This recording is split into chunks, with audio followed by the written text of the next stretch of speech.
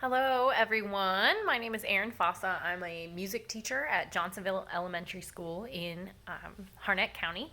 So I'm posting today in response to our Module 4 discussion. Um, let's see. So we're talking about communication, which is really big in music class.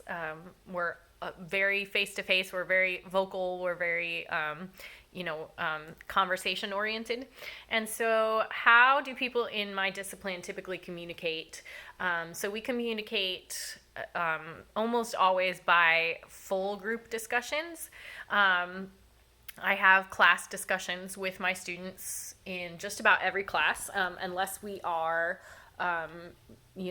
watching something specific or doing some other type of interactive activity.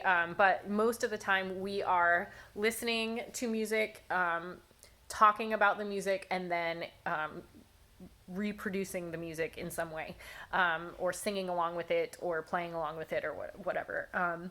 And so we communicate not only through discussion, but also through showing that we understand the concepts by demonstrating them in class.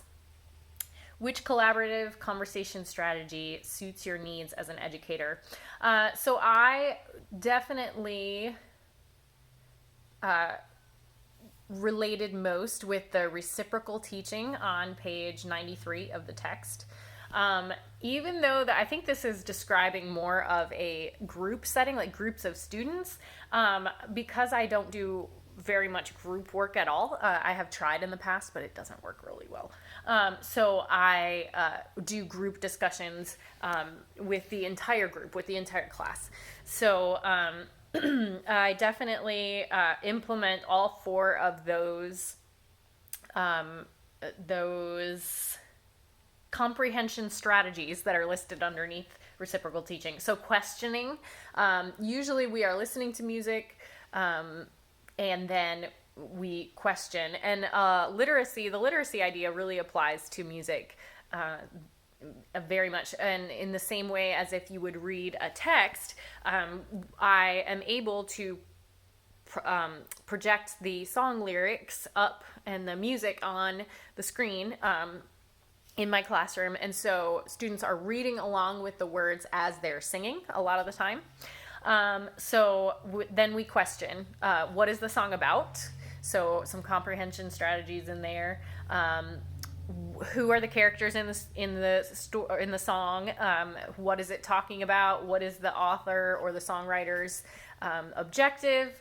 Things like that. If it's a story song for the younger kids, we talk about setting, we talk about characters, we talk about plot, all that kind of stuff. So then clarifying is kind of how, I ask the questions, I question those things, and then they respond. And if they're wrong, then I clarify. Summarizing the main ideas, so then we go through and we would summarize the song, and then predicting what the author will discuss next based on prior knowledge. So given the answers to those questions, a lot of the times then I'll ask, okay, well, what do you think would happen next? Or their response might be to make up their own song about, continuing the story. So that is definitely the technique that I use. Pose a question for the group. So my question for the group would be, what kind of suggestions do you have as far as using music to further comprehension skills? Or do you have any ideas about using music to kind of further these strategies in your classroom? Because like I said, the song is a text, just like a text that you would use in your regular classroom.